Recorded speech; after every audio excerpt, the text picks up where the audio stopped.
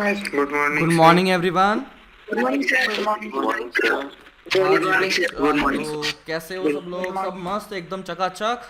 मजे में सर। एक मिनट, सबके पास एनसीईआरटी है ना रे बाबा? नहीं सर। अरे बदतमीजो, डाउनलोड तो कर लेते, फ्री में मिलती है ऑनलाइन। क्या? ऑनलाइन फ्री में मिलती है। क्या सर?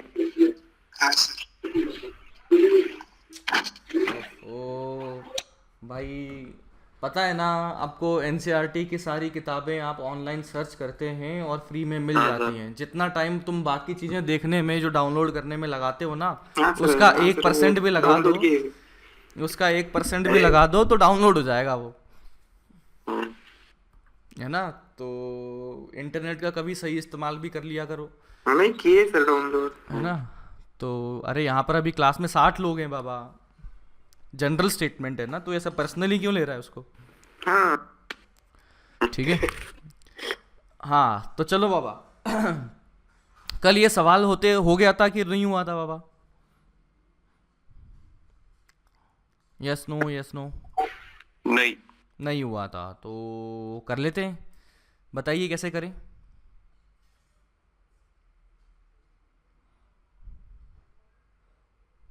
बोलो। हाँ, सबसे पहले तो अपने को चाहिए होगा कि m by L is equal to Q by 2m। तो q है, ठीक है, मास वगैरह भी दे दिया ना, यूनिफॉर्म चार्ज q भी दे दिया। तो अब करिए, सबसे पहले l निकालना पड़ेगा। l कैसे निकालें?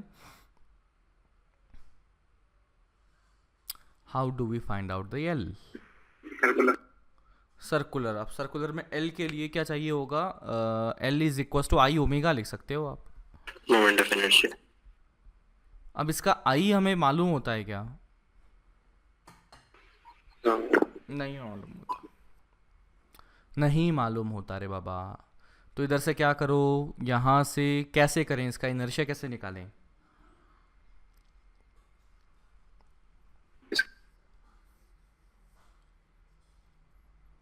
डिस्क में तोड़ेंगे। डिस्क सर ले इसको लेंगे। डिस्क में कंसीडर करें।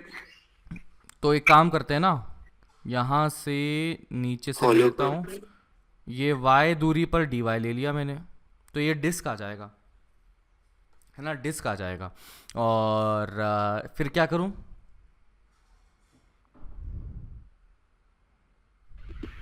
डीएम। फिर उसके बाद में इंटीग्रेशन करना पड़ेगा। क्या इंटीग्रेशन करें बताइए? DM R square by 2। हाँ जी,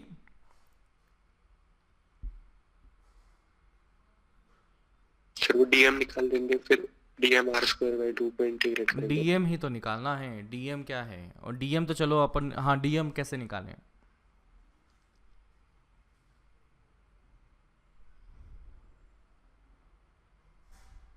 डीएम कैसे निकालें?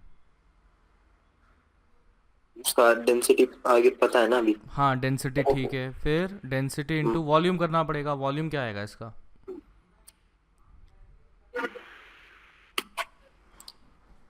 आई आर मतलब छोटा R square into D Y. इसको मैं मान लेता हूँ, ये दूरी को x मान लेता हूँ। तो इसका क्या लिखा जाएगा? इंटीग्रेशन आई, वो हो जाएगा डी एम, और रेडियस कितना है? X square by 2। डिस्क बना है ना, तो डी एम स्क्वायर बाय 2 बनेगा। तो इस तरीके से बन गया। नाउ डी एम के अंदर में तो क्या लिखा जाएगा? डी एम ये लिखा जाए रो इंटू बोलो pi x x square into D y. फिर साथ में एक्स स्क्वायर बाहर था ही, डिवाइडेड बाय 2 नीचे था ही। अब इंटीग्रेशन करना है, यहाँ पर देखते हैं वेरिएबल में बैठा है कौन? x बैठा हुआ है, और इंटीग्रेशन में कौन बैठा हुआ है? dy बैठा हुआ है। तो अब क्या करें? वो उसका एंगल थीटा मान लो ना कुछ। आई कैन से कि बाबा r by capital H is equal to constant x upon X by Y. तो यहाँ से आ चुका है x is equal to capital R upon H into Y. तो यहाँ से आ गया integral of rho pi X square और एक्स स्क्वायर यानी कि x पावर 4 तो ये आ जाएगा r by H into Y की पावर 4, साथ में है dy, नीचे में है 2। इंटीग्रेशन की लिमिट्स कहाँ से कहाँ तक? 0 से h। 0 से कैपिटल H। तो यहाँ से I आ गया तो I ओमेगा हो जाएगा, I ओमेगा आ गया तो L आ गया। तो और मुझसे पूछा गया था मैग्नेटिक मोमेंट, तो आई कैन से दैट कि बाबा m magnetic moment by L यानी कि angular momentum is equal to q by 2m। तो बस अब यहाँ से इसको L को सब्स्टिट्यूट कर दीजिए एंड मैग्नेटिक मोमेंट आ जाएगा। ऑब्वियसली कैलकुलेशन कौन करेगा? हम लोग करेंगे। बिल्कुल सही। तो चलिए थोड़ा सा आप इसको नोट कर लें, अगर चाहें तो आगे बढ़ते हैं। हाँ जी, तो नेक्स्ट है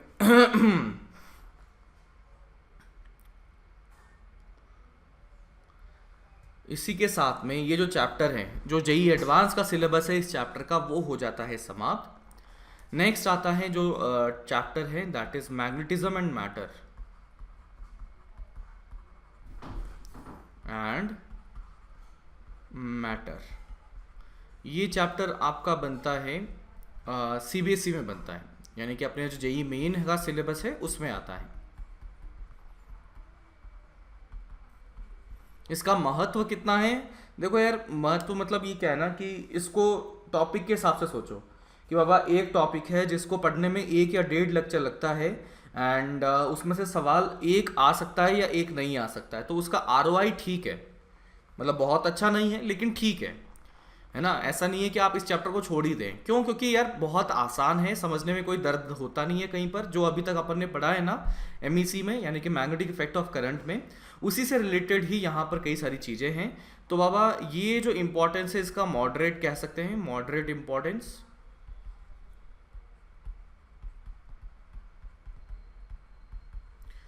इसका सवाल अगर बनेगा तो वो बनेगा एक question in JEE Main, advance में नहीं होगा, है ना। ये क्या होगा? जेई मेन में बनेगा, एडवांस में नहीं बनेगा। तो चलिए शुरू करते हैं।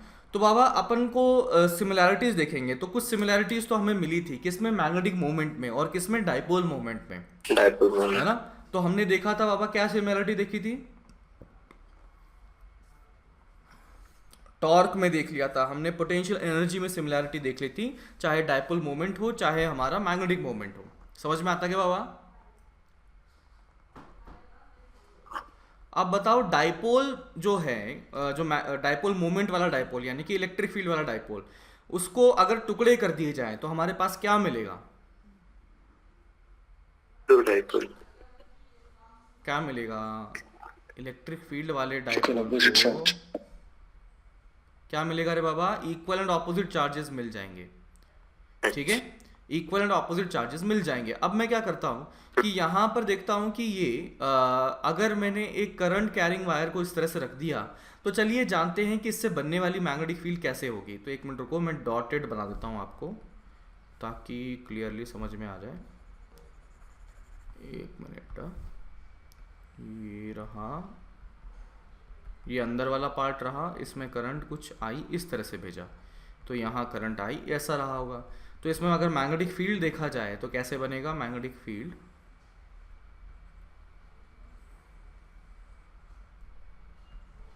कुछ इस प्रकार से बनता हुआ दिखेगा। सही है क्या? देखो,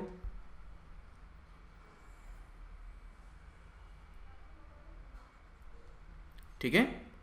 तो इस तरीके से हमारे पास में बनता हुआ दिखा है। तो बच्चा इसी चीज को हमने सिमिलैरिटी देखी थी किसके साथ में? बार मैग्नेट के साथ में। तो अगर मैं मैग्नेट बनाता हूं तो बताइए, अगर इस तरह की फील्ड लाइंस हमें ड्रॉ करवानी है इस मैग्नेट से, तो ऊपर वाले पोर्शन में नॉर्थ होगा या साउथ होगा? नॉर्थ। और नीचे वाले में साउथ होगा। तो अब देखो कि मैं क्या कर सकता हूं, मैग्नेटिक मोमेंट को सिमिलरिटी दिखा सकता हूं किसके साथ में? बार मैग्नेट के साथ में। चलिए मैंने सिमिलैरिटी दिखा दी। अब मैं क्या करता हूं, वैसे यहाँ गलत हो गया है, इसको इंटरसेक्ट नहीं होगा कहीं, है ना, ये चीज़ जो होगी इंटरसेक्ट नहीं होगी। तो ये, अरे बाबा सॉरी,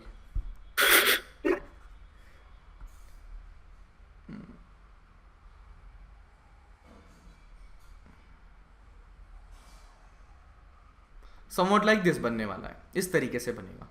अब क्या करता हूं कि जैसे मैंने इलेक्ट्रिक डाइपोल को ब्रेक किया तो मेरे पास क्या मिल जाएंगे, वहां पर आपकी एक पॉजिटिव चार्ज और एक नेगेटिव चार्ज जिसके इक्वल एंड ऑपोजिट बने हुए हैं चार्जेस। अब क्या करते हैं, मैग्नेट को ब्रेक करते हैं।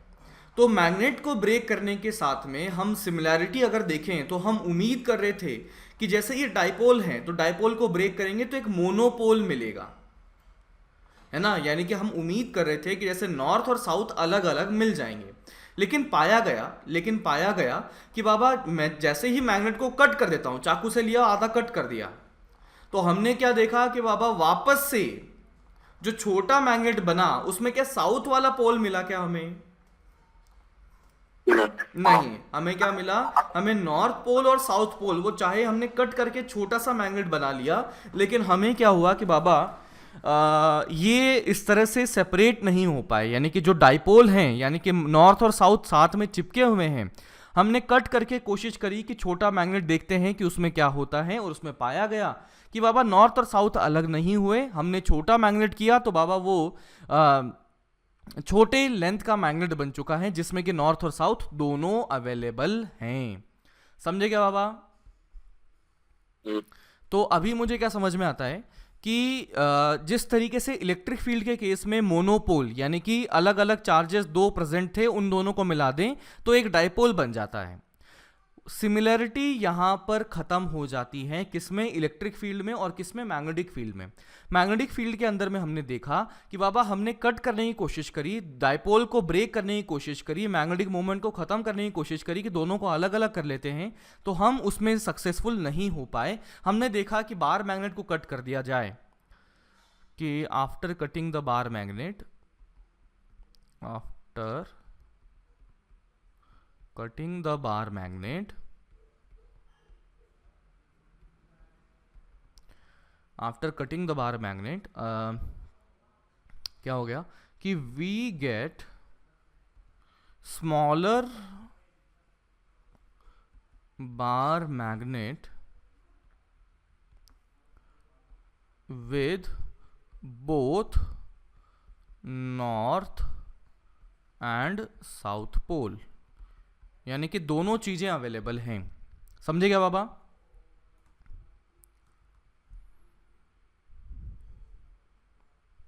है ना? हाँ, ठीक है। तो अभी यहां पर जस्ट हाइपोथेटिकली हम देखते हैं कि अगर मैं कनेक्ट करता हूं किसको, बार मैग्नेट को, अगर मैं इमेजिन कर लेता हूं, हाइपोथेटिकली मैं देख लेता हूं कि बाबा नॉर्थ पोल और साउथ पोल को सेपरेट कर लिया, फॉर एग्जांपल, है ना, for example, for the sake of assumption मैंने क्या कर दिया कि नॉर्थ और साउथ को सेपरेट करने में हम सक्सेसफुल हो गए, मान लिया।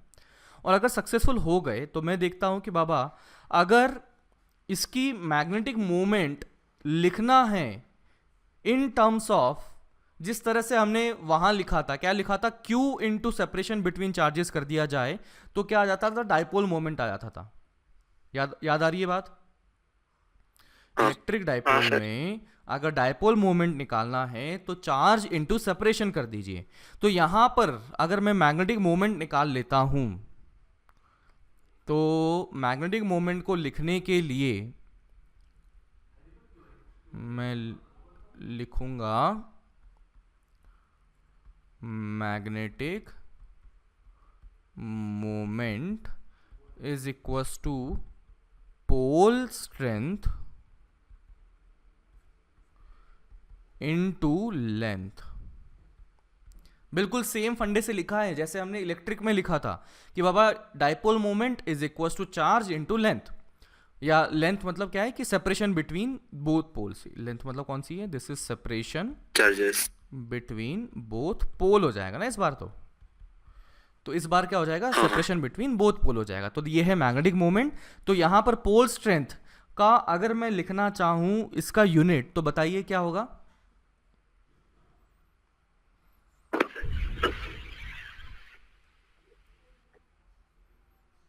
बोलो बाबा।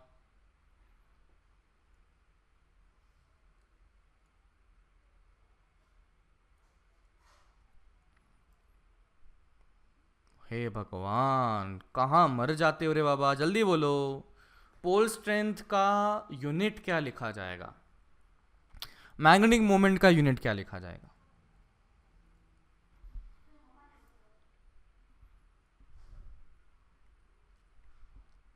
नो, ये तो सही हालत नहीं है भाई। ये बताओ, इनफाइनाइट करंट कैरिंग वायर की वजह से आर दूरी पर मैग्नेटिक फील्ड कितनी होती है?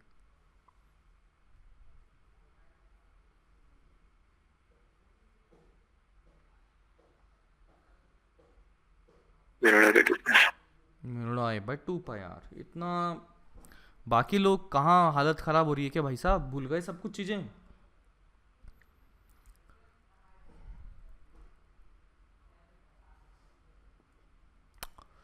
मैग्नेटिक मोमेंट की यूनिट बताओ जल्दी से बाबा, मतलब बिल्कुल ही डिस्करेजिंग है ये हालत तो तुम्हारी। Ampere into area, ampere metre square. Ampere metre square. अब इसमें पता नहीं कौन सा मेडिकल साइंस लगा रहे थे, कौन सा रॉकेट साइंस लगा रहे थे। हाँ अरे भाई, magnetic moment current into area था, करंट इंटू एरिया यानी कि एम्पियर इंटू मीटर स्क्वायर, बात खत्म। तो पोल स्ट्रेंथ की यूनिट क्या होगी? Ampere metre. पोल स्ट्रेंथ ये बन जाएगा एम्पियर मीटर। तो जस्ट फॉर द हाइपोथेटिकल सेक, जैसे कि मैंने यहाँ पर देखा था, पॉजिटिव चार्ज होता है तो उससे इलेक्ट्रिक फील्ड की लाइन क्या होती है, निकलती हैं, और नेगेटिव चार्ज होता है उससे इलेक्ट्रिक फील्ड लाइंस क्या होती हैं, अंदर आती हैं। उसी तरीके से मैं यहाँ पर देखता हूँ कि हमने for the sake of assumption, for the sake of question, हमने ये देख लिया कि नॉर्थ पोल और साउथ पोल को मान लीजिए हमने सेपरेट करने में सक्सेसफुल हो गए। तो बताइए कौन सा पोल पॉजिटिव चार्ज की तरह बिहेव करेगा और कौन सा पोल नेगेटिव चार्ज की तरह बिहेव करेगा? North positive south negative. North positive and south negative. तो हमने देख लिया कि बाबा मोनोपोल की अब हम बात करने वाले हैं। मोनोपोल यानी कि हमने पोल को दोनों को अलग कर लिया है, यानी कि हमने नॉर्थ और साउथ को अब अलग अलग देखने वाले हैं। तो लेट्स से अगर मैं बात करता हूँ नॉर्थ के लिए, तो नॉर्थ से जो मैग्नेटिक फील्ड लाइंस गुजरेंगी या बाहर निकलेंगी वो कुछ इस प्रकार से होंगी। और अगर यहाँ पर साउथ होता तो इसमें जो फील्ड लाइंस होंगी वो कुछ इस प्रकार से होने वाली हैं। तो एज यू कैन सी कि बाबा इसमें सिमिलैरिटी है, किसमें, नॉर्थ और साउथ पोल में, किसके साथ में, पॉजिटिव चार्ज और नेगेटिव चार्ज के साथ में सिमिलैरिटी देख सकते हैं। तो बताइए दो चार्जेस के बीच का फोर्स क्या लिखा जाएगा?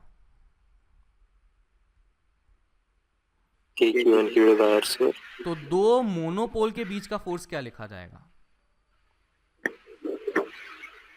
सिमिलैरिटी देख लो।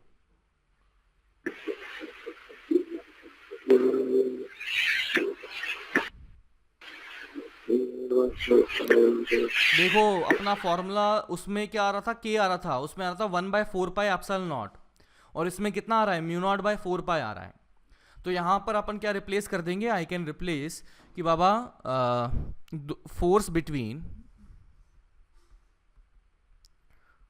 टू पोल्स अगर लिखें तो ये लिखा जाएगा k की जगह μ0/4π, Q1 Q2 की जगह पोल स्ट्रेंथ आ जाएगा तो P1 P2 अपॉन दूरी का स्क्वायर यानी कि r²। इस तरीके से बनेगा। अगर मैग्नेटिक फील्ड स्ट्रेंथ लिखनी है, magnetic field strength due to pole, बताइए क्या लिखें?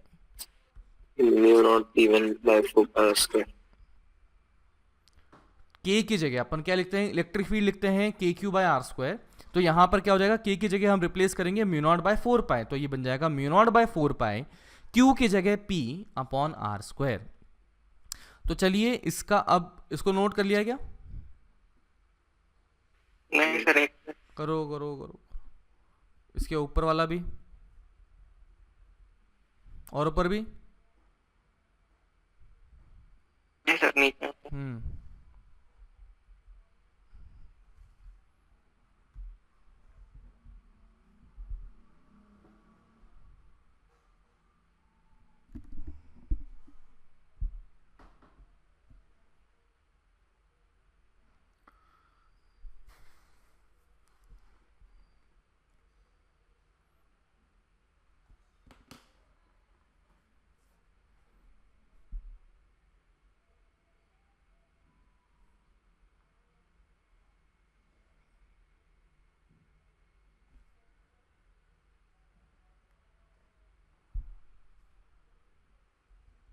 हाँ जी, इसको नोट कर लीजिए, सवाल लिखिए, सवाल लिखिए। Two identical monopoles of pole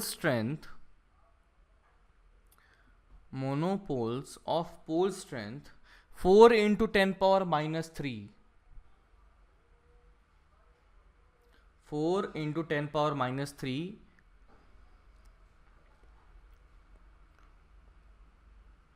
ampere meter of pole strength 4 into 10 power minus 3 ampere meter are placed at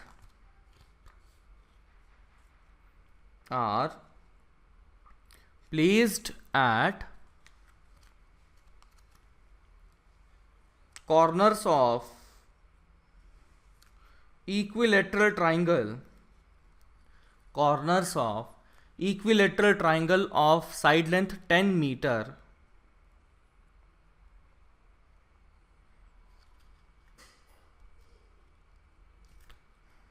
at corners of equilateral triangle of side length 10 meter. Find the magnetic field at the third corner.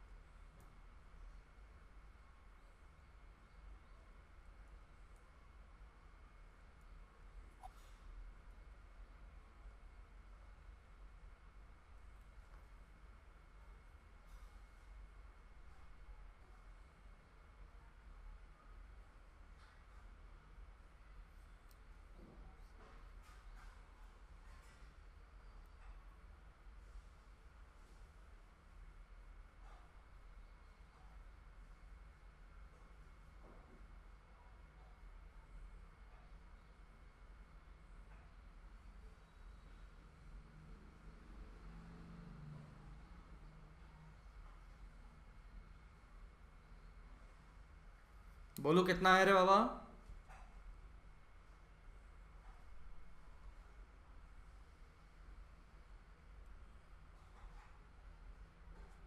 इसमें एक पोल मान लो, इसमें एक पोल मान लो, दोनों में कहता हूं ये इक्विलेटरल ट्रायंगल बना हुआ है।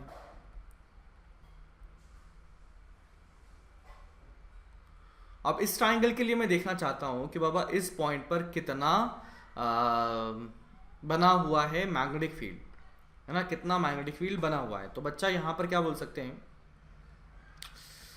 क्या बोल सकते हैं? 2μ0/4π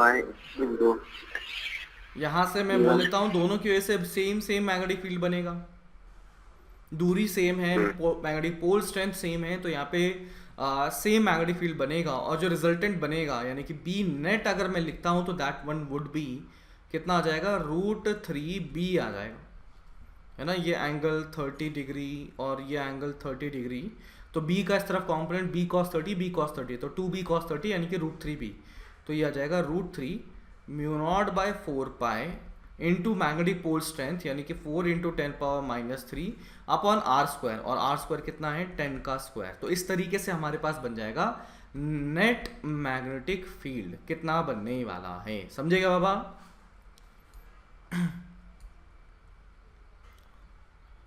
बोलो। ठीक है, नेक्स्ट हेडिंग लिखें, है ना। बाकी मोनोपोल का सिमिलैरिटीज हैं बिल्कुल किसके साथ में, अपने चार्जेस के साथ में। तो बच्चा आप क्या कर सकते हैं कि जो भी चार्जेस वाले सवाल थे, यानी कि कुछ भी रैंडम सिचुएशन मैंने कर दी कि बाबा खूब सारे मोनोपोल रख दिए और उसकी वजह से किसी nth पॉइंट पर बताइए कि क्या बनेगी मैग्नेटिक फील्ड, तो अब निकाल सकते हैं। बिल्कुल सिमिलैरिटीज हैं, तो मैं ज़्यादा डिटेल में बात नहीं करूँगा, ठीक है। और नेक्स्ट अपन करते हैं similarity between solenoid and bar magnet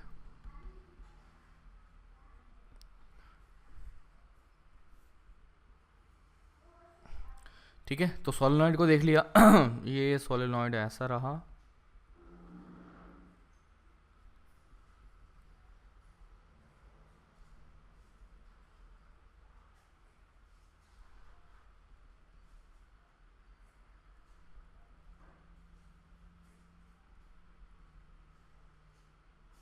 you get the idea.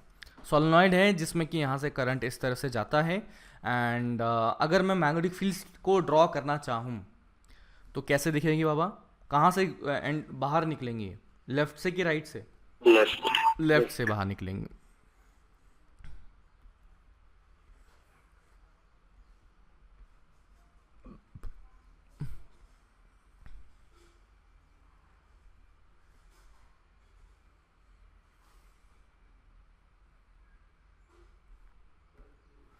इस तरीके से कुछ मैग्नेटिक फील्ड बनने वाली है। अगर मैं यहाँ पर करता हूँ this is north, this is south, तो कुछ कुछ सिमिलैरिटीज़ आपको भी समझ में आ गई कि बाबा ये ऐसा इस तरह से फील्ड लाइंस ड्रॉ करने वाले हैं।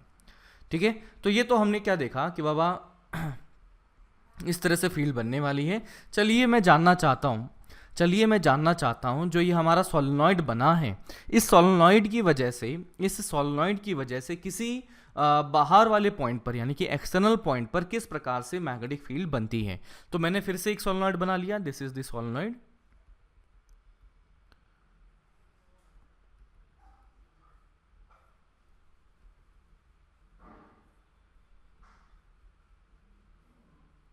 इस तरह से सोलेनॉइड बना लिया है। यहां पर कई सारे टर्न्स हैं तो मैंने लिखा टोटल नंबर ऑफ टर्न्स अगर लिखें तो वो आ चुके हैं कैपिटल N। मैंने मान लिया कि लेंथ ऑफ सोलेनॉइड अगर लिखें तो वो let's say that is equal to L। अगर मैंने लिखा रेडियस ऑफ सोलेनॉइड, रेडियस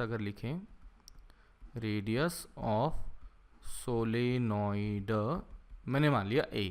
तो अब मैं आइडियल सोलेनॉइड की बात करता हूं तो बताइए क्या संबंध हम लिख सकते हैं A तथा L के बीच में? अरे बाप, L very very greater than A। बिल्कुल सही, आइडियल सोलेनॉइड के लिए मैंने ये कर दिया। अब क्या करते हैं कि बाबा यहाँ से इसके सेंटर से मैं इधर आता हूँ, R दूरी पर आता हूँ। मान लेते हैं कोई पॉइंट है और उस पॉइंट के बारे में जानना चाहता हूँ कि बाबा इस पॉइंट पर इन सभी की वजह से कितनी मैग्नेटिक फील्ड बनी है।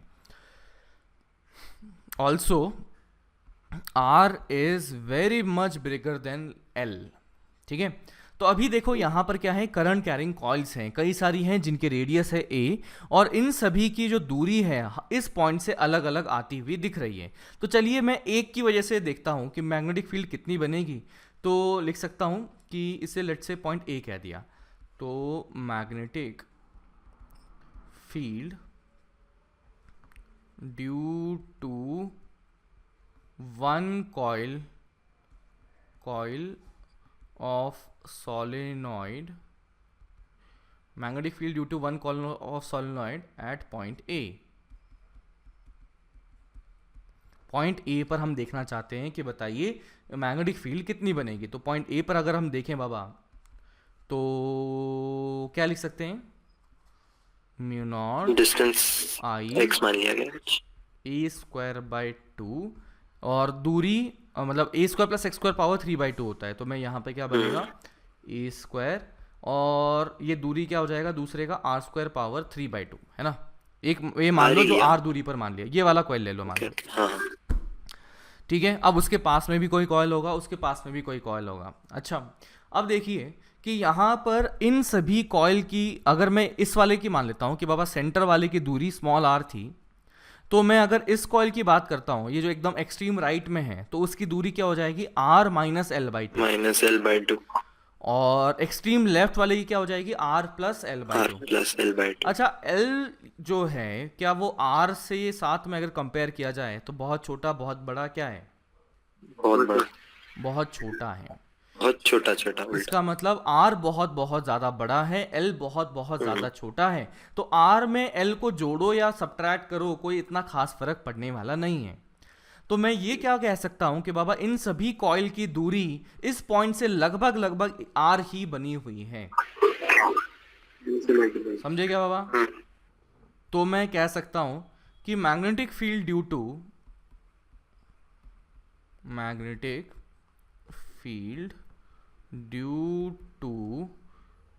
Solenoid coil at point A, तो आई कैन से बाबा क्या लिखा जाएगा, n into mu naught I A square upon 2 A square plus R square power 3/2। ठीक है, चलो अभी और अप्रोक्सीमेशन का गेम खेलना है, तो बताइए क्या करें।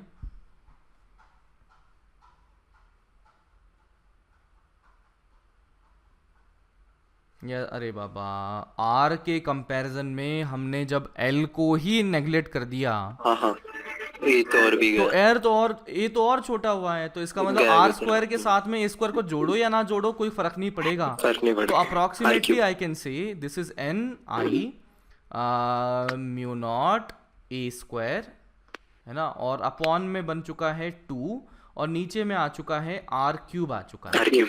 Since r is very much greater than a, तो यहां से अब क्या बना देखो, ये मैं क्या करता हूँ, ऊपर नीचे मैंने पाई से मल्टीप्लाई डिवाइड कर दिया। ऐसा क्यों किया अभी समझ में आएगा। मैंने क्या किया, ये n फिर i और पाई ए स्क्वायर को साथ में रख दिया, फिर ये म्यू नॉट इधर साइड में आ गया और नीचे में है 2 पाई आ जाएगा और ये r क्यूब आ जाएगा। अब n i pi a square एक ब्रैकेट में रखा है, इसका क्या मतलब निकल रहा है बाबा, मोमेंट। हाँ, मैग्नेटिक मोमेंट। तो ये आ चुका है क्या, m आ चुका है। This is mu naught upon 2 pi into R cube बन चुका है। ऊपर नीचे मैंने 2 से मल्टीप्लाई कर दिया। ये क्यों किया अभी समझ में आएगा। तो मैंने क्या कर दिया बाबा, m is equal to n i pi a square. This is m is what, magnetic moment. This is what, magnetic moment. तो यहां से देखो कितना बन गया, mu naught upon 4 pi 2m upon r cube. Mu naught upon 4 pi 2m upon r cube. इससे कुछ similarity दिखेंगी किसके साथ में, एक आते हैं हम इलेक्ट्रिक डाइपोल के एक्सियल पॉइंट पर इलेक्ट्रिक फील्ड के बारे में। याद कीजिए क्या आ गया था, इलेक्ट्रिक डाइपोल के axial point 2 kp by r cube. तो यहां पर देखो क्या आ गया, 2 तो दिख ही रहा है, k की जगह क्या लिखेंगे, mu naught by 4 pi m upon r cube, m upon r cube. तो इसका मतलब मैं ये क्या कह सकता हूं कि बाबा इसमें सिमिलैरिटीज आ चुकी हैं। किसमें, एक तो हमने ये सोलेनॉइड के एक्सियल पॉइंट पर हमने देखा कि कितनी मैग्नेटिक फील्ड है, उसी तरीके से हम अगर देखते हैं इलेक्ट्रिक वाले में, तो यहाँ पर इलेक्ट्रिक चीज़ें लिखता हूँ मैं और राइट हैंड साइड में लिखता हूँ मैग्नेटिक वाली चीज़ें। तो इलेक्ट्रिक में हम क्या यूज़ करते हैं, के यूज़ करते हैं। तो मैग्नेटिक में क्या यूज़ करेंगे, म्यू नॉट अपॉन 4 पाई यूज़ करेंगे। के को लिख सकता हूँ मैं 1 अपॉन 4 पाई एप्सिलॉन नॉट। तो ये क्या कर सकते हैं, 1/4 पाई एप्सिलॉन नॉट की जगह म्यू नॉट अपॉन 4 पाई यूज़ होगा। इसी तरीके से और कुछ अगर चीज़ें यूज़ करनी है तो अब अपन क्या कर सकते हैं, के लिख लिया, ये लिख लिया। अगर मैं epsilon not 1 upon epsilon not की जगह क्या लिख सकता हूँ, बोलो, म्यू नॉट लिख सकता हूँ। अगर यहाँ पर मैं लिखता हूँ dipole moment P, dipole moment P, तो यहां पर क्या हो जाएगा, मैग्नेटिक मोमेंट M। ठीक है, dipole moment P, magnetic moment M। फिर इसके साथ में अगला बनता है, क्या बनता है रे बाबा, इसके साथ में बनता है एक्सियल पॉइंट पर, एक्सियल पॉइंट इलेक्ट्रिक फील्ड कितनी आ गई थी, 2 kp अपॉन आर क्यूब। तो यहाँ 2 kp अपॉन आर क्यूब, तो यहाँ क्या बनेगा, 2 mu naught upon 4 pi m upon r cube. ये तो हुआ एक्सियल पॉइंट। अब बात करते हैं इक्वेटोरियल पॉइंट की, इलेक्ट्रिक फील्ड। तो क्या लिखते हैं, minus k p minus upon r k p cube. By r cube. तो अगर मैं लिखता हूँ बाबा इक्वेटोरियल पॉइंट के लिए मैग्नेटिक इसके लिए सोलेनॉइड के लिए, तो क्या लिखा जाएगा? Minus mu naught by 4 pi m upon r cube. तो इस तरीके से हमारे पास में एक और चीज़ हम लिखते हैं कि बाबा टॉर्क जो लगता है वो होता है P क्रॉस ई। तो अगर मैं यहाँ पर टॉर्क देखता हूँ तो क्या लिखा जाएगा? M cross b. अगर पोटेंशियल एनर्जी को लिखा जाए क्या लिखते हैं? Minus p dot e. Minus p dot ई।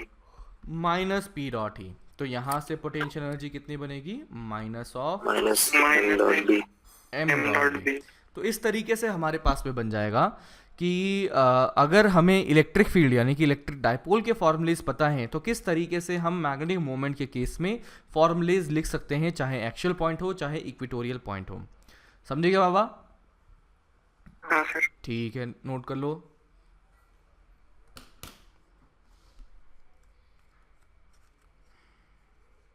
थोड़ा ऊपर लो ना। और ऊपर यहाँ पर नीचे नीचे। बस नीचे सर, नीचे। ये लो जी नीचे।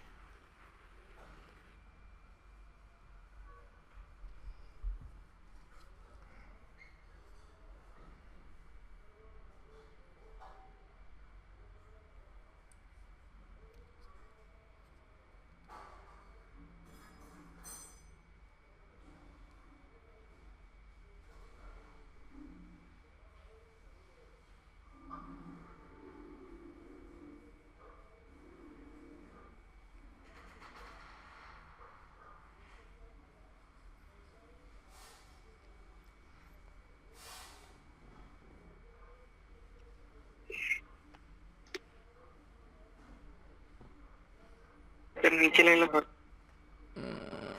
हम्म।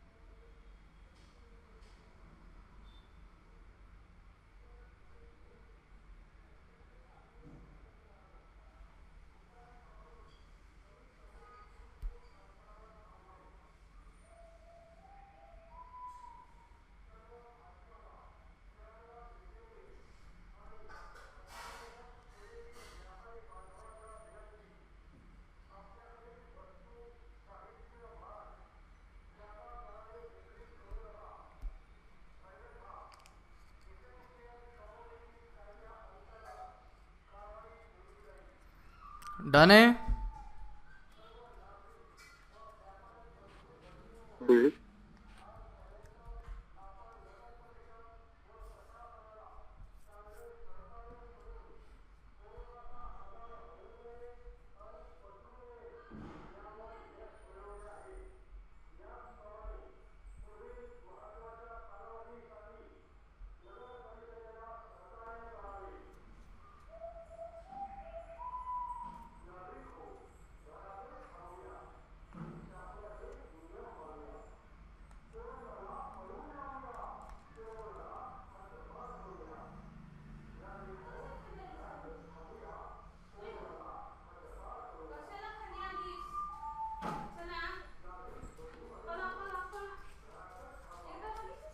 हो गया रे बाबा।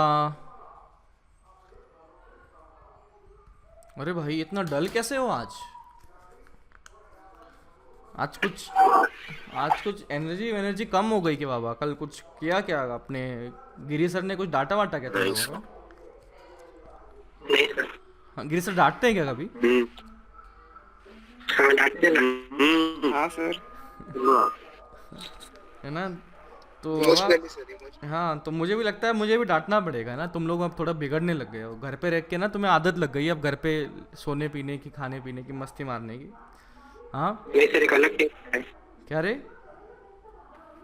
अलग टेंशन आ गया एक नया। एडेप्टेशन हो चुका है घर का? सर नहीं, टेंशन नया आ गया अब। कौन सा टेंशन नया आ गया? चाइना ने एक और नया वायरस निकाला ना। अरे बाबा, उसका मत सोच, पहले जो हाथ में उसी को तो करो रे बाबा।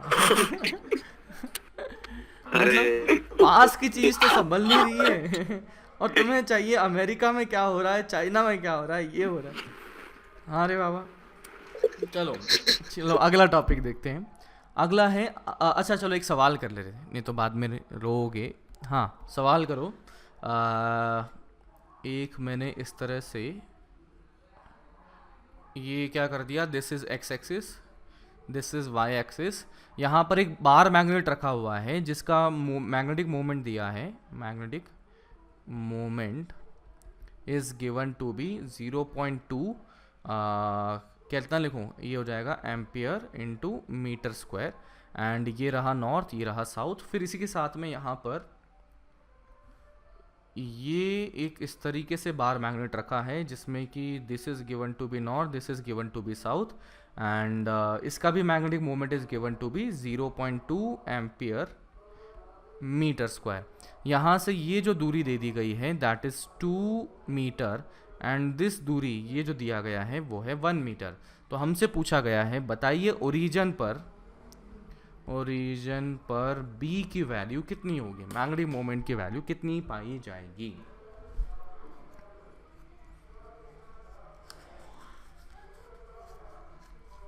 बोलो रे बाबा।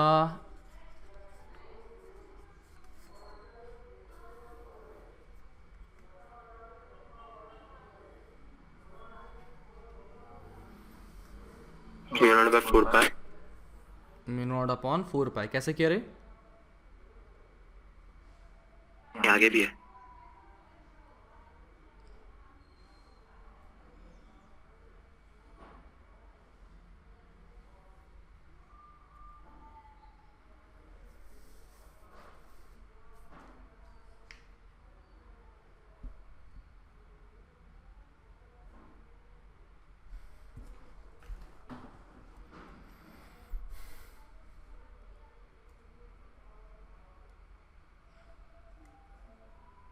Mu naught upon 4 pi 33/32। How? वही लगा दिया। और इसका एक्चुअल पॉइंट उसका इक्वेटोरियल। करेक्ट। चलो ये वाला जो देखा जाए तो उसके लिए तो ओरिजिन है एक्चुअल पॉइंट एंड जो नीचे वाला है उसके लिए है ओरिजिन इक्वेटोरियल पॉइंट। तो एक्चुअल वाले के लिए लिखें तो सबसे पहले तो मैं मैग्नेटिक फील्ड की डायरेक्शन देखता हूँ। तो बताइए इसकी वजह से ओरिजिन पर डायरेक्शन ऑफ मैग्नेटिक फील्ड कहाँ बनेगा? राइट। राइट में बनेगा। नीचे वाले की वजह से ओरिजिन पर मैग्नेटिक फील्ड राइट में बनेगा। तो यहाँ पर दोनों है सेम डायरेक्शन में। कैसे पता लगा ये नीचे वाले का राइट है? मैग्नेटिक मोमेंट के ऑपोजिट डायरेक्शन में, मैग्नेटिक मोमेंट के ऑपोजिट डायरेक्शन में बनेगी इस पॉइंट पर इलेक्ट्रिक मैग्नेटिक फील्ड। तो दोनों जोड़ देते हैं तो सिंपली जुड़ा जाएगा। तो म्यू नॉट बाय 4 पाई इसका लिखता हूँ तो क्या लिखा जाएगा, मैग्नेटिक स्ट्रेंथ है कितना 2 टाइम्स, पहले बात तो 2 mu naught by 4 pi 0.2 upon दूरी का स्क्वायर यानी कि 2 का square plus 1 into mu naught by 4 pi 2 का क्यूब सॉरी, और ये बन जाएगा 0.2 डिवाइडेड बाय 2 का क्यूब। अब इससे कैलकुलेट कर लो and that would be the answer. देख लो, कोई डाउट हो तो बताओ। ठीक है, किसी जनरल पॉइंट पर अगर मैग्नेटिक फील्ड पूछूं तो आप निकाल सकते हैं क्या बाबा, कि मान लो आपको बार मैग्नेट दे दिया जिससे कि आर दूरी पर थीटा एंगल पर, मतलब बार मैग्नेट के साथ में थीटा एंगल पर आर दूरी पर रखा गया कोई पॉइंट है और उस पर पूछा हुआ है कि बताइए मैग्नेटिक फील्ड क्या होगा। तो क्या करेंगे, एम के मैग्नेटिक मोमेंट के कॉम्पोनेंट कर लेंगे। तो एम का एक component m cos theta, m का एक component m sine theta. M cos theta के लिए वो वाला पॉइंट बन जाएगा एक्चुअल पॉइंट। तो 2 एम कॉस थीटा मतलब 2 mu naught by 4 pi m cos theta by r cube. M cos theta by r cube और एम साइन थीटा के लिए क्या लिखा जाएगा, minus mu naught by 4 pi m sine theta by r cube. बस इसका resultant निकाल लेंगे और उससे मैग्नेटिक फील्ड बन जाएगा किसी भी रैंडम पॉइंट के लिए। हम अब निकाल सकते हैं चाहे बार मैग्नेट हो चाहे छोटा सा हमारा सोलेनॉइड दिया गया हो। समझे क्या बाबा? अरे बोलो ठीक है। तो ये तो आप अभी मतलब इसको नोट कर ही सकते हैं, मतलब वो वाली चीज़ें तो अपने को इलेक्ट्रिक फील्ड में जैसे किया था एग्जैक्टली वही है। तो मैं उसको वापस से नहीं करवाने वाला हूँ, किसी को कोई प्रॉब्लम हो तो बताओ, किसी में समझने में दिक्कत हो तो बताओ, क्योंकि इलेक्ट्रिक फील्ड में एग्जैक्टली सारे काम करवा दिए मैंने, है ना, कि मैग्नेटिक मोमेंट मतलब डाइपोल मोमेंट लिया तो उसकी वजह से पी लिखा, तो पी का कॉस थीटा, पी का साइन थीटा, तो एग्जैक्टली उसी तरीके से यहाँ पर एम का कॉस थीटा, एम का साइन थीटा लिखा जाएगा, एंड उसकी वजह से हमने मैग्नेटिक मोमेंट लिख दिया है। कोई समस्या हो, कोई भी दिक्कत हो, जल्दी से बता दो, बताओगे तो समस्या समाधान होगा। क्या बोल रहे हो, कुछ बोलो बोलो। नहीं नहीं नहीं, ओके ठीक है। नेक्स्ट टॉपिक जो है that is earth magnetic field. Earth magnetic field, इसका महत्व बहुत ज़्यादा हो जाता है प्रैक्टिकल पॉइंट ऑफ व्यू से। आज भी जो शिप चलते हैं ना, आज भी जो शिप चलते हैं, पानी में जो जहाज़ चलते हैं हमारे, वो इसी कंपास की मदद से अपनी लोकेशन को फाइंड आउट कर रहे होते हैं, है ना। और भी हाई एडवांस टेक्नोलॉजी तो है, लेकिन majority of them are still find their way using the compass, ठीक है। तो बाबा कंपास जो है, कंपास की वर्किंग अगर देखें तो बाबा हमें क्या पता है कि कंपास में क्या होता है, बोलो, एक नीडल होता है। देखा है कभी कंपास? तो कंपास में एक निडल होता है। इनफैक्ट आप भी इस कंपास को बना सकते हैं। हम क्या लें, एक मान लीजिए मैग्नेट वाला ले लिया अपन ने, बार मैग्नेट में से एक छोटा सा ऐसा स्प्रिंकल सा ले लिया, ऐसा तार जैसी निकाल ली, है ना, ऐसा थोड़ा ब्रेक कर लिया उसको, उससे निकाल दिया, और उसको पानी पे एक पत्ता रख दिया, है ना, पत्ता मतलब समझते हो, लीफ रखते हो, है ना, पान, है ना, पान रख दिया। तो उस पर क्या रखा, फिर उसको उस जो निडल हमने रखी, मैग्नेटिक निडल जो ली, उसको अपन ने उसमें रख दिया, है ना।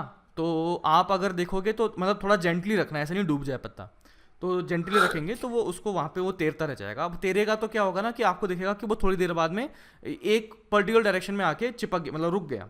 आप पत्ते को हल्का सा हिला दो, ऐसा कुछ रोटेट करवा दो, थोड़ी देर बाद में वापस वो अपनी ओरिजिनल लोकेशन पे आ जाएगा। फिर पत्ते को हिला दो, वापस वो उसी लोकेशन पे आ जाएगा। तो आपको यहाँ से एक आइडिया लग रहा है कि बाबा वो जो निडल है एक पर्टिकुलर डायरेक्शन में अलाइन होने की कोशिश कर रही है। और यही बेसिक है, यही बेसिक है किसके लिए, हमारा कंपास के लिए, है ना। This is the fundamental for the compass, कि बाबा कंपास के केस में हम किस तरह से मैग्नेटिक फील्ड के साथ में अलाइन हो जाती है निडल, है ना, बार मैग्नेट आ जाता है मेरे पास बुक में, निडल कैसे अलाइन होती है मैग्नेटिक फील्ड के साथ में। तो बाबा एक छोटी सी चीज़ मैं बोल देता हूँ कि जैसे ये ले लीजिए, ये मैंने क्या कर दिया, ये मैंने एक कॉइल बना दिया जिसमें कि मैग्नेटिक मूवमेंट इस तरह से है, और इसमें साथ में मैंने मैग्नेटिक फील्ड इधर कर दिया। तो बताइए इस पर टॉर्क किधर लगेगा, clockwise anti clockwise? Clockwise anti clockwise? Clockwise लगेगा। तो इसका मतलब ये क्या हो रहा है कि बाबा ये इसको राइट इस तरह से घुमाने की कोशिश कर रहा है, तो ये ऐसे घुमाने की कोशिश कर रहा है कि एम और बी एक लाइन में आ जाए, एक लाइन के अलॉन्ग जम जाए, है ना, एक लाइन के लॉन्ग बन जाए। तो बाबा ये सिर्फ इसी के साथ नहीं होगा, कोई भी मैग्नेटिक मोमेंट वाला पीस हुआ, कुछ भी मटेरियल हुआ जिसमें कि मैग्नेटिक मोमेंट एग्जिस्ट करती है, वो अपने आप को मैग्नेटिक फील्ड के साथ में अलाइन करवाने की कोशिश करेगी, है ना, वो अपने आप को मैग्नेटिक फील्ड के साथ में अलाइन करवाने की कोशिश करेगी। तो इनफैक्ट अभी तो चलो फिर भी ठीक है कि हमारे पास जीपीएस लोकेशन वगैरह कुछ चीज़ें बन जाती हैं, without the help of magnetic field भी हम कुछ ना कुछ कर सकते हैं। बट अर्लियर जो अपनी डिस्कवरी किसने करी थी रे बाबा, इंडिया की डिस्कवरी किसने करी थी? क्रिस्टोफर कोलंबस या Vasco da Gama? Vasco da Gama. Christopher Columbus ने किसके किया था? यूएसए को किया था, north America, actually north America को किया था। तो एक्चुअली मतलब अपना क्या था ना, ये अगर आप थोड़ी हिस्ट्री थोड़ी सी पढ़ेंगे तो यू विल फाइंड कि अपना मतलब हिस्टोरिकली काफ़ी रिच कंट्री रहे हैं अपन, इंडिया जो है। अपने जो ट्रेड्स हैं, खासकर मसाले के ट्रेड्स काफ़ी ज़्यादा होते थे, हम एक्सपोर्ट करते थे मसाले। और मसाले की इंपॉर्टेंस क्यों थी? क्योंकि मसाले वगैरह जो है खाना प्रिजर्व करने में मदद करते थे, नमक और मसाले जो है खाना प्रिजर्व करके रखने में मदद करते थे। तो इस वजह से उसकी डिमांड जो है यूरोपियन कंट्रीज़ में काफ़ी ज़्यादा थी। तो इसका एक तरीका तो क्या था कि यहाँ से पैदल पैदल पैदल मसाला लेके वहाँ पहुँच जाओ यूरोपियन कंट्रीज़ में। तो दिस वाज द वे जो अर्लियर बिजनेस किए जाते थे। अब क्या था कि बाबा बीच में आती थी अपनी ये वाली कंट्री, अफगानिस्तान फिर भी हमारे बीच अंदर ही था। ये वाली कंट्रीज आती थी, मतलब जो समझ रहे हो ना, ये मिडिल ईस्ट वाली, पैदल पैदल अगर आप जाओगे यूरोप के बीच में तो वहाँ पर आपको ये कंट्रीज मिलेंगी बीच में। अब ये कंट्रीज, अब ऑब्वियस सी बात है कि उनके रास्ते से जाओगे तो वो लोग जो है, अब उसकी लोकेशन से जाओगे तो वो दादागिरी करेंगे। अब दादागिरी करेंगे तो वहाँ से टोल टैक्स वगैरह जो अभी जनरली आपको गाड़ी वगैरह में मिलते हैं, उसी तरह से वहाँ पे भी वो टैक्स लेंगे कि बाबा हमारी ज़मीन से अगर जाने वाले हो तो you will have to give some amount. और वो हेफ्टी प्राइस ले लेते थे कि मतलब खूब सारा पैसा ले लेते थे उसको भेजने के लिए। तो अब इसका मतलब तरीका ढूंढने के लिए कई लोगों ने कोशिश करी थी कि इसको बाईपास कर दें, और बाईपास करने का एक बेहतरीन तरीका क्या था? समुंदर, है ना, पानी से आ जाओ कि बाबा ज़मीन की ज़रूरत ही ना पड़े, है ना। तो ज़मीन की ज़रूरत ही ना पड़े तो बाबा क्या कर दिया कि ऐसे कई लोगों ने अपने अपने जहाज़ बना के निकल लिए कि बेटा चलो हम चलते हैं इंडिया। तो कोलंबस भाई साहब भी इंडिया पहुंचने के लिए निकले थे, लेकिन पहुंच गए कहाँ पर? अमेरिका पहुंच गए थे, है ना। तो आपने सुना होगा वेस्ट इंडीज़, सुना होगा, है ना, वेस्ट इंडीज़ नाम सुना ही होगा, है ना। तो एक्चुअली वो जब वहाँ पर पहुँचे तो वो अरे उनको लगा कि इंडिया पहुँच गए, इंडिया पहुँच गए, इंडिया पहुँच गए, लेकिन वो इंडिया नहीं था। तो उसका नाम इंडिया के बेसिस पर ही तो वेस्ट इंडीज़ वगैरह इस तरह से हो गया। मतलब अपन तो ईस्ट इंडीज़ हो गए, मतलब समझ रहे हो ना, ईस्ट वाली जो कंट्रीज़ हो गई, तो वो चले गए एक्चुअली वेस्ट में, है ना। एक्चुअली वो चले गए थे वेस्ट में, और वो उनको रास्ता मिल गया, मतलब वो वेस्ट इंडीज़ को पहुंच गए और वहाँ पर वो उम्मीद कर रहे थे कि बाबा इंडिया पहुंच गए, बट वो ऐसा नहीं था, है ना।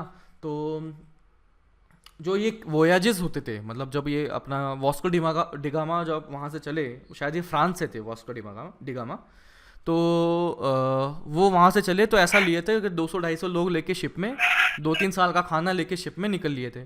और जब इंडिया पहुँचे तो लगभग 50-60 लोग मर चुके थे इंडिया पहुँचते पहुँचते, एंड खाना वाना भी ख़त्म हो चुका था, बहुत ही बुरी हालत में ये पहुँच गए थे। एंड मतलब उनको जो पहुँचने में साल भी लगा था, वो सालों लगे थे, मतलब जो टाइम लगा था ना, वो जहाँ यूरोप से उन्होंने छोड़ा और इंडिया पहुँचने में जो टाइम लगा था वो इट वाज ह्यूज टाइम। मतलब अभी के टाइम फ्रेम में भी बात करें तो भी मतलब सालों लगे थे, अब एग्जैक्टली तो पता नहीं, शायद 1.5 या 2 साल लगे थे, ऐसा कुछ लगा था। तो यू गेट द आइडिया कि बाबा अब समुंदर है, समुंदर में सोचो वास्को डिगामा भाई साहब अपने चले गए समुंदर में। तो ऐसा तो है नहीं कि बाबा रवि के पान की दुकान से राइट में ले लेना तो वहाँ पर शिरीष का घर मिल जाएगा, ऐसा तो है नहीं, है ना। तो वहाँ पर तो क्या था, पूरा खुला मैदान है, मतलब पूरा समुंदर ही है, वहाँ तो पूरा पानी पानी, कहाँ से मुड़ना है किधर मुड़ना है कोई आइडिया ही नहीं है। ओनली वे टू नो कि आपके पास कोई डायरेक्शन हो कि नॉर्थ कहाँ है साउथ कहाँ है, तभी जाके आप अपने शिप को उस डायरेक्शन में चला दो तो हाँ कहीं ना कहीं पहुँचने के चांसेस बन जाते हैं। तो अब समुंदर में डायरेक्शन दिखाने का एकमात्र तरीका जो उस टाइम पे था वो कौन सा था? मैग्नेट्स, है ना, कंपास की मदद से वो जो है डायरेक्शन डिसाइड करते थे। एंड मतलब वो फाइनली मतलब ईस्ट की तरफ चलना शुरू किया, और ईस्ट की तरफ पहुँचते ये पहुँच गए कहाँ पर? कोलकाता पहुँचे थे शायद, है ना, कोलकाता पहुँचे थे। तो इमेजिन कीजिए यूरोप से ऐसे घूमते घूमते ये श्रीलंका क्रॉस करके, ऐसे क्रॉस करके फिर कोलकाता पहुँचे थे। तो आप सोच सकते हो कि बाबा कितना ज़्यादा एडवेंचरस जर्नी रही होगी, कई सारे लोग मरे भी थे। तो यू कैन इमेजिन कि बाबा समुंदर तो बहुत बड़ी चीज़ है ना, तो वहाँ पे लहरें भी तो बहुत बड़ी आती हैं, और लहरें भी बहुत बड़ी आती हैं, और वो भी 400 500 600 साल पुराना शिप में अगर सोच लो तो बाबा वो तो उसकी हालत तो वैसे ही ख़राब हो जानी है।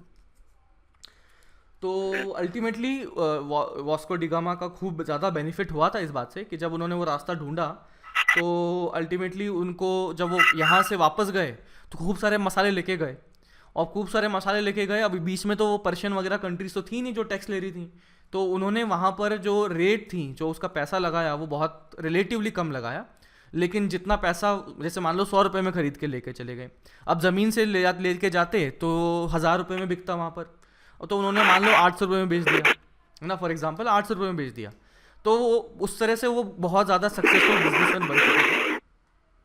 एंड उसके बाद में जब धीरे धीरे और टाइम गुजरा तो मसाले लेके जाते थे, और स्लेव ट्रेड वगैरह के लिए भी शिप्स का इस्तेमाल किया जाता। स्लेव ट्रेड समझते हो क्या बाबा?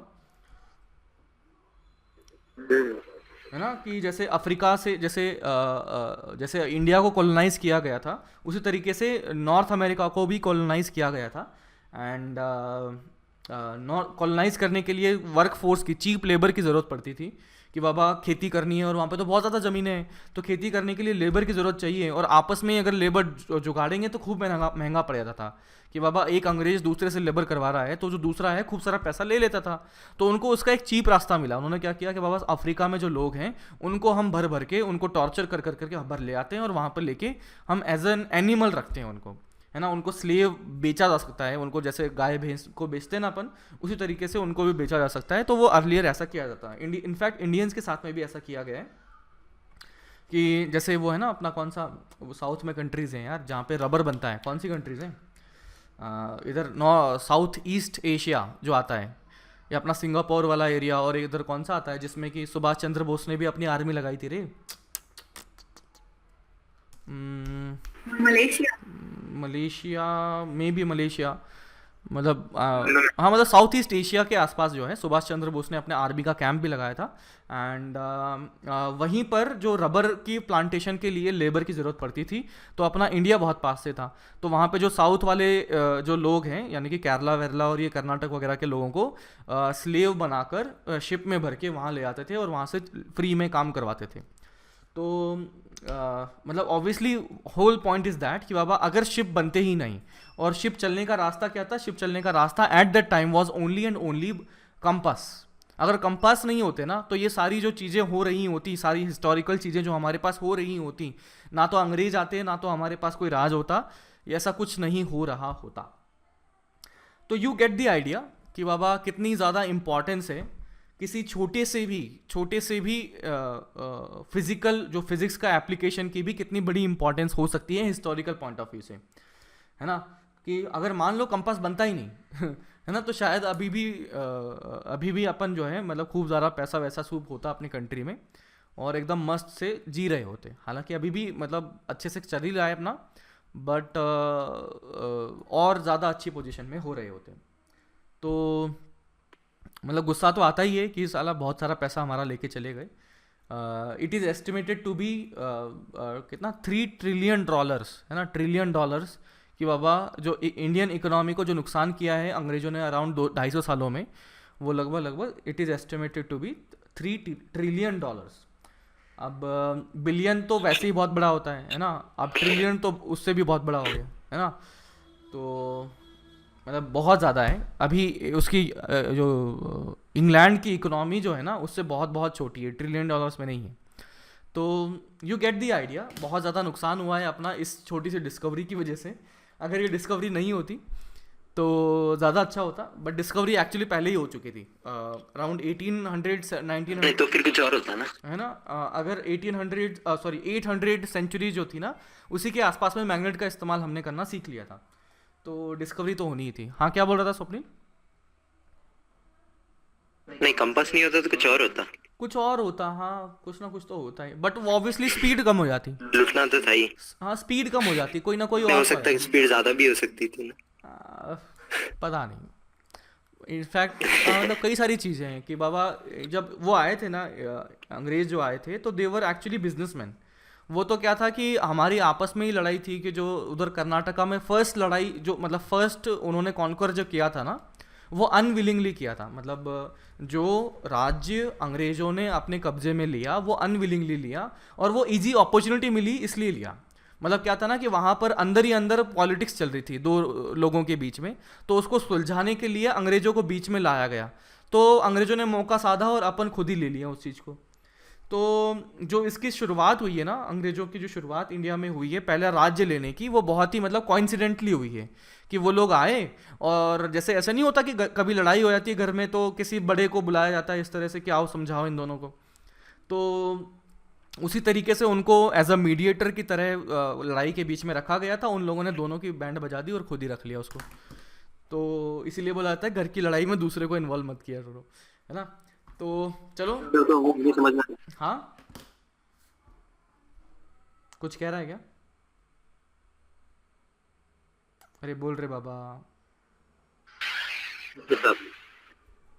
तो चलो बाहर मैग्नेट के बारे में पढ़ के आएंगे, इसमें सीबीएसई की किताब में पढ़ के आएंगे, है ना। ये रही अपनी किताब और इसको फ्रीली आप डाउनलोड कर सकते हैं, 0 रुपया लगता है आपका।